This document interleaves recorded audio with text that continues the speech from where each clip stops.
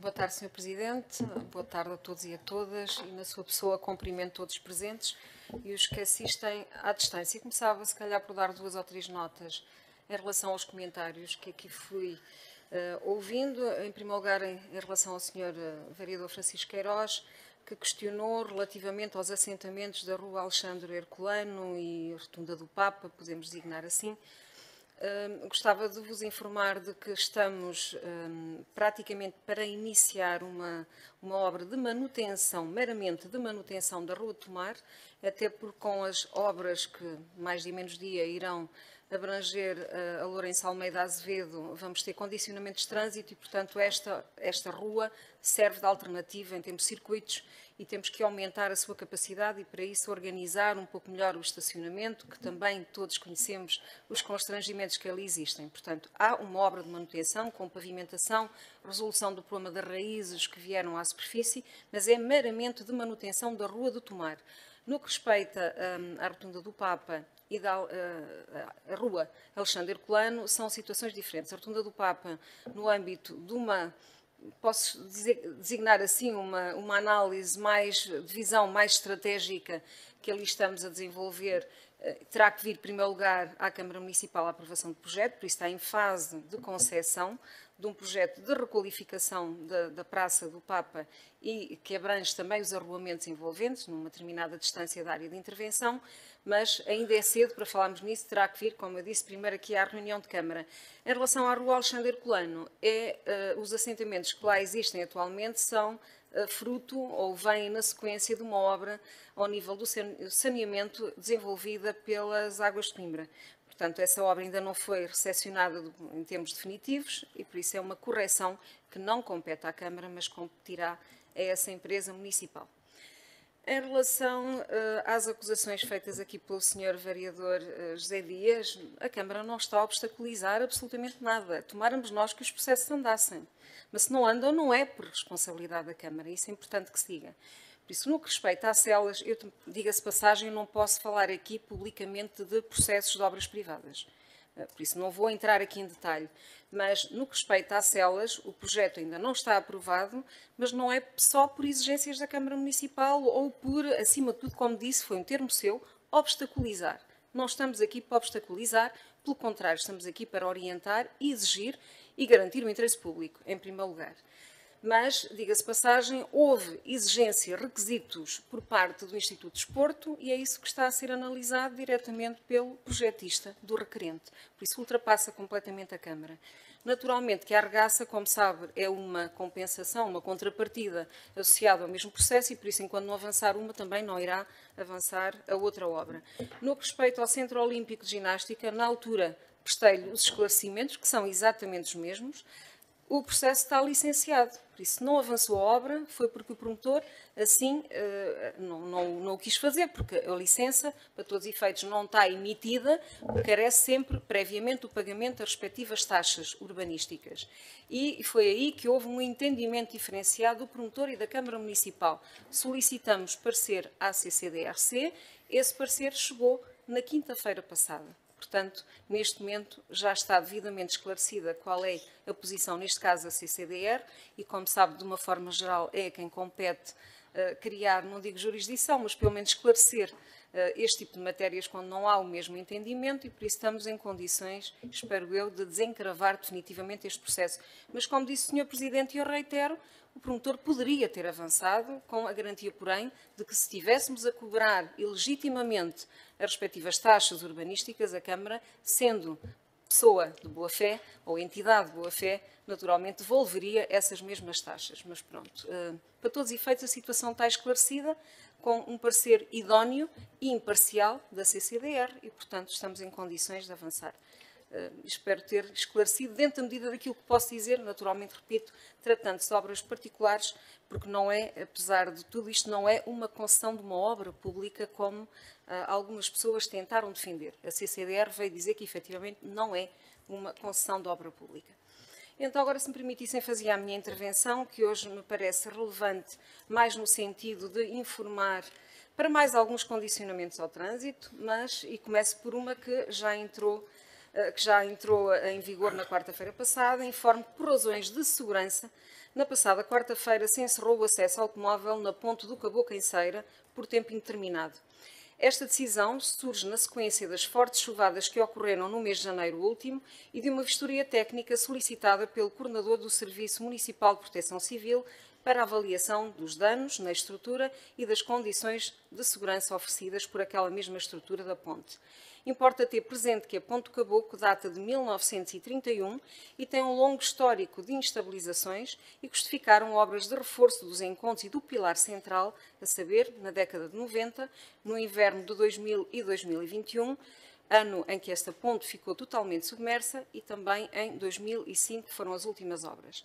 A inspeção subaquática efetuada em 2005 identificou, entre outras preocupações, a existência de um fundão com mais de 3 metros de profundidade localizado junto ao pilar e a montante deste, e o descalçamento parcial quer do pilar central, quer dos encontros da ponte, deixando a descoberto um número elevado de estacas de madeira das fundações. As obras de conservação levadas a cabo nessa mesma altura, em 2005, permitiram mitigar estes problemas, contudo, no âmbito dos trabalhos do Inventário de Inspeção Principal das Obras de Arte Municipais, levado a cabo em 2020, a inspeção veio atribuir-lhe a classificação de mau e muito mau, relativamente ao estado de conservação, baseada na reincidência dos problemas de descalço, quer do pilar central e intermédio, quer dos respectivos encontros. Na sequência das últimas chuvadas intensas do passado dia 8 de janeiro e da vistoria técnica levada a cabo no dia 19 de janeiro, constatou-se que as patologias visíveis registadas no relatório 2020 se mantinham. Por questões de segurança, se optou por encerrar a ponte ao tráfego automóvel, mantendo-se a circulação limitada aos peões e às bicicletas. Apesar dos transtornos que existem, sempre nestas situações, o desvio do tráfego automóvel pode contar com a nova ponte do Caboclo, que foi construída em 2014 e que dista desta ponte cerca de 600 metros. Naturalmente, estamos sempre a falar aqui de novos constrangimentos, de perturbações que se impõem à população, mas está, acima de tudo, aqui em causa a segurança da estabilidade desta estrutura. Uma segunda nota para dar conta que no âmbito da empreitada do sistema de metro Mondego, trouxe portagem Alto São João, iniciaram hoje os trabalhos de execução do canal técnico e das redes de drenagem e abastecimento de água na Rua do Brasil, junto à Praça 25 de Abril. Para a execução dos trabalhos, torna-se inevitável proceder a partir já da manhã ao corte integral de um troço da Rua do Brasil, entre o viaduto Calhabé e a saída do anterior parque de estacionamento, que condicionará o acesso do tráfego automóvel e até pedonal, bem como o acesso ao posto de combustível pelo prazo de 70 dias. Prevê-se, contudo, que esta conclusão destes trabalhos acabe antes do arranque dos concertos do Coldplay, que é uma questão que temos de ter sempre em cima da mesa, dada as limitações à circulação naquele espaço. Este condicionamento irá obrigar a desvios extensos ao trânsito e, portanto, bastante penalizadores, a saber, em primeiro lugar, o tráfego na direção Casa Branca Baixa deverá desviar-se pela Praça 25 de Abril, circundar o estádio da cidade de Coimbra, circular pela Rua João de Deus, retornar à Rua do Brasil, através da Rua General Humberto Delgado, Rua Dom Manuel I e Rua dos Combatentes da Grande Guerra. Em sentido contrário, terá de desviar pela Rua dos Combatentes da Grande Guerra, Rua Dom Manuel I, subir o viaduto do Calhabé e retornar à Rua do Brasil pela Rua do Ultramar, ou então, em alternativa, seguir pela Rua de Angola. Ainda em alternativa, o trânsito poderá desviar pela Rua dos Combatentes da Grande Guerra, circundar o estado de cidade de Coimbra e retornar à Rua do Brasil através da Rua Monsenhor Augusto Nunes Pereira. Estamos a falar aqui realmente de circuitos alternativos bastante extensos e, portanto, a perturbação é muito grande, seja para o tráfego automóvel, seja também para os transportes coletivos. Temos mesmo que pedir aqui alguma condescendência e muita paciência, mas as obras têm que ser levadas a curso. O acesso de emergência e ao posto de combustível da Galp estará salvaguardado ao longo de todo o período de condicionamento, com acesso e saída diferenciado em diferentes subfases. Todas estas informações estão disponíveis, naturalmente, no site oficial do município e recomendamos que todos vejam para estarem devidamente a par do andamento dos trabalhos. É certo que este condicionamento irá trazer grandes perturbações à circulação automóvel e dos transportes públicos, com implicações em toda a zona adjacente, impondo demoras e constrangimentos acentuados. Contudo, estão em curso obras no subsolo essenciais para preparar a cidade para as próximas décadas e que há muito aguardavam pela sua execução. É mais um constrangimento indispensável ao desenvolvimento da cidade, pelo que se apela aqui à compreensão de todos.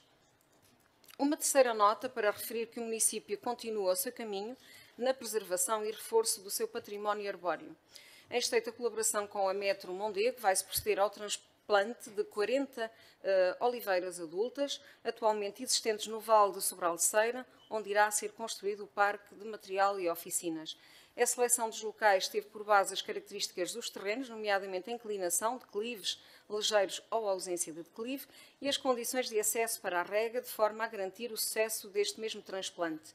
Os espaços selecionados recaíram maioritariamente no espaço urbano, designadamente no nó dos Olivais, onde vão ser plantadas 6 destas árvores, na Rua Brigadeiro Correia Cardoso e São Sebastião, 9 oliveiras, na Avenida Fernando Namora, 5 oliveiras e na Via António Ferrer Correia, 2 e Val do Rosal, 26. Portanto, o que estamos aqui é a garantir que as árvores não são simplesmente abatidas, mas são transpostas, sendo que a oliveira é daquelas espécies que normalmente suporta muito bem o transplante. Também o arvoredo integrante da linha do hospital foi objeto de uma análise profunda e minuciosa com o objetivo de minimizar o impacto sobre o património arbóreo da cidade, sem, contudo, comprometer o avanço e a cronologia dos trabalhos.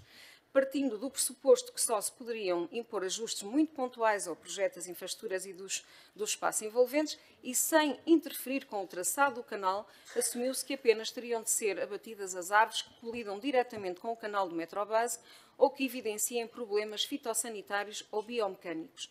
Na Rua Lourenço Almeida Azevedo, a maioria dos abates previstos no projeto aprovado em reunião de Câmara ainda com o anterior Executivo prendiam-se essencialmente com opções formais da Câmara Municipal de rever árvores que estão fora do contexto no que respeita à abordagem estética usada originalmente, em que a floração das árvores repetia as cores da bandeira da cidade. Ao longo do tempo, o padrão cromático e a cadência entre árvores foram sendo alterados, criando-se uma mancha arbórea com diferentes portes e espaçamentos, afigurando-se o projeto do sistema de Metro Mondego como uma grande e única, se calhar, oportunidade para repor a uniformização. Contudo, para respeitar esta opção formal, prevê-se o abate de 46 unidades, às quais acresciam as árvores em estado biomecânico debilitado, num total de 59 unidades a serem abatidas. Sem pôr em causa os critérios técnicos que justificaram esta opção, todas estas árvores, no contexto atual, poderão ser preservadas, limitando-se ao abate de 12 árvores, sendo que 9 apresentam, efetivamente, problemas fitossanitários ou biomecânicos, justificando, por isso, o seu abate por razões de segurança. E apenas 3 são por colisão direta com o traçado do canal do Metrobus. Não obstante, mantêm-se sérias preocupações no que respeita à afetação do sistema radicular e aéreo de todo o conjunto em sequência das obras de preparação da caixa do pavimento. Foi por isso sublinhada perante as infraestruturas de Portugal a necessidade dos trabalhos serem devidamente acompanhados e monitorizados de forma contínua por parte dos técnicos especialistas em arboricultura. Outro requisito essencial é, sempre que possível, apostar no transplante em vez do seu abate. Dada a relevância desta questão, e estando este processo perfeitamente já concluído, estas alterações e outras alterações ao projeto anteriormente aprovado pelo Executivo, ainda Executivo anterior, serão submetidas a esta Câmara, a este Executivo, na próxima reunião de Câmara, para podermos formalizar todos esses processos de alteração, não só ao projeto geométrico, mas também a estas questões ligadas à arborização. Muito obrigada, Sr. Presidente.